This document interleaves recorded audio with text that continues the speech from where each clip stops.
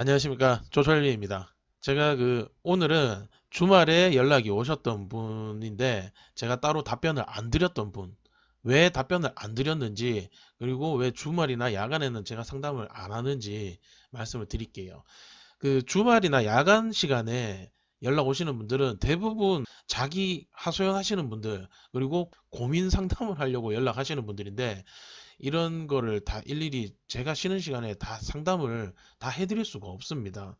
제가 뭐 무료로 상담을 해드리고 있는데 제 개인적인 시간까지 써가면서 해드릴 수는 없기 때문에, 문의사항이 있거나 뭐 어떤 상담이 받고 싶으신 분들은 평일 9시부터 저녁 6시 사이에 연락을 주셔야 좋지 않을까 생각을 하고요.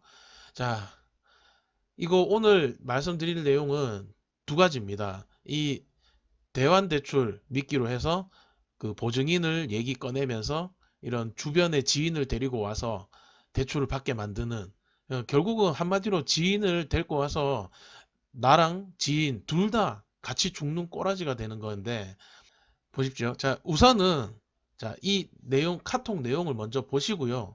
그 다음에 그 연대보증 관련해서 또 제가 얘기를 드리고, 이 사람들이 왜 대출이 안 되는가를 또 다시 한번 짚어드리겠습니다.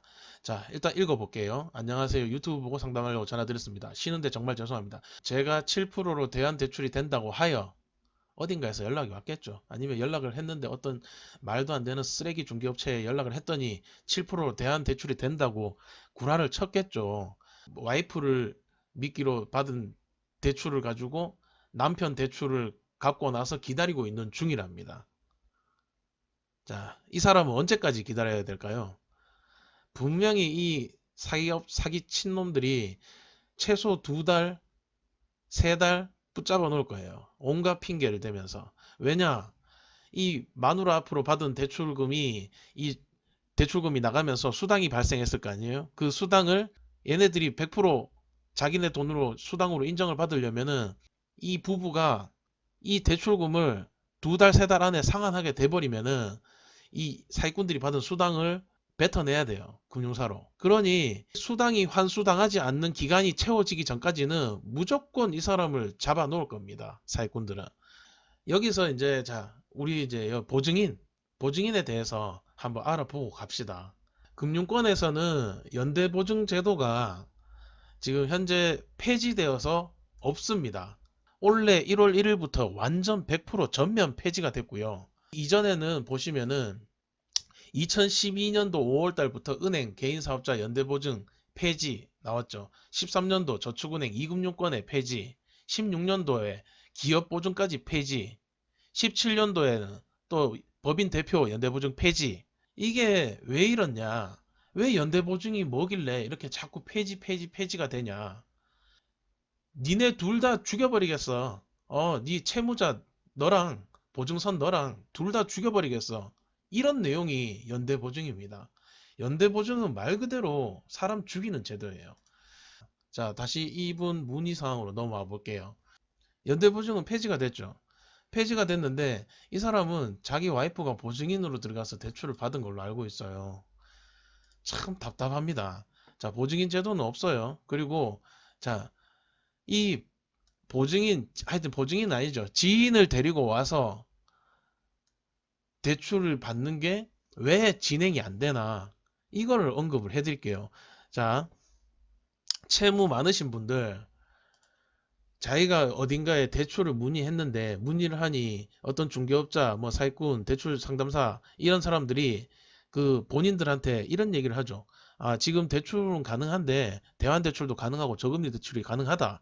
주변에 지인 중에 신용 깨끗한 4대 보험 되는 직장인 한 명을 데리고 오면은 일단 그 사람을 보증인, 참고인, 아니면은 뭐 어떤 잠깐 들어오는 뭐 이런 걸로 해서 통장으로 대출금만 수령해주는 온갖 핑계를 다 갖다 붙입니다. 이거는 종류가 너무 많아서 제가 일일이 다 사례를 들려드릴 수는 없어요. 그러나 결국은 최종 도달하는 목적지는 딱 그거예요. 그냥 네 주변에 한 명 데리고 와라. 어떤 핑계를 대서든 결국은 돌아서 들어오는 내용은 네 주변에 사람 데리고 오면은 그 사람 앞으로 해서 대출을 받겠다. 그 내용으로 흘러갑니다. 지금 이 내용도 보시면은 그거잖아요. 내가 대환 대출이 된다고 어딘가에서 듣고 결국은 사기꾼들이 말한 거는 이 사람 와이프 앞으로 해서 19%짜리 대출을 받은 거예요. 자, 결국은 와이프 앞으로 받은 대출금을 가지고 내 대출을 일부 상환을 하면 내가 7%로 대환 대출이 되냐 안 되냐 이게 관건이잖아요. 절대 안 되죠. 사기꾼들이 말한 것처럼 이게 왜 대환 대출이 안 되는지 간단하게 설명을 드릴게요. 자, 우선은 기본적으로 7%의 대환 대출을 해주는 금융사가 국내에는 애초에 없습니다. 아예 존재하지 않아요. 존재하지 않는 걸 얘기하고 있고요. 여기에서 사실은 끝난 거예요. 더 설명드릴 것도 없는데, 자, 그러면 이것도 이해가 잘 안 되실 테니까 여기 추가적으로 또 설명을 드려볼게요. 자, 예를 들어서 내가 대환대출이 받고 싶은 사람이고 빚이 많은 상태예요. 그러면은 이런 분들한테 이제 대부분 접근하는 사기 수법들이 통대한 대출이죠. 내가 갖고 있는 빚을 다 없애주고 신용을 완전 세탁해서 새로 세팅을 해주고 그 뒤에 이제 은행부터 새로 대출을 받게 만들어 주겠다. 이게 통대한 대출인데 사실 그렇게 불법적으로 통대한 대출을 하더라도 7%로 대출이 안 되는 게 현실입니다.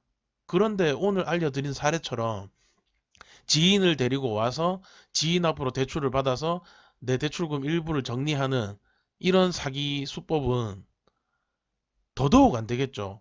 통대한 대출처럼 완전 채무를 0으로 만든 상태에서 시작하는 것도 아니고 내 대출이 엄청 많은데 그 중에 지인 통해서 받은 대출금 가지고 일부만 정리한다고 해서 신용 등급이 과연 얼마나 오르겠습니까? 정말 찔끔 오릅니다. 그거 조금 오른다고 해서 7% 대한 대출이 될까요? 사기꾼들은 애초에 그 여러분들 답답하신 분들한테 대환 대출을 해줄 목적이 아니에요.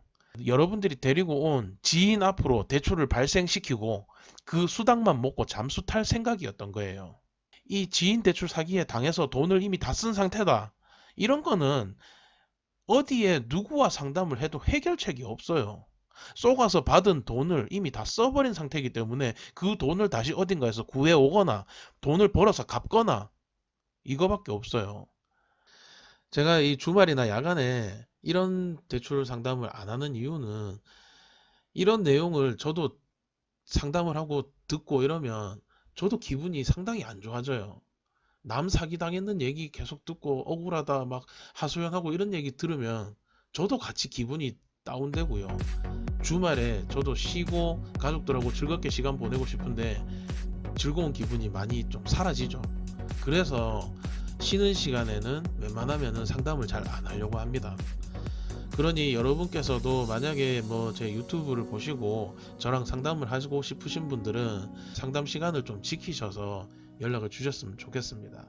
감사합니다.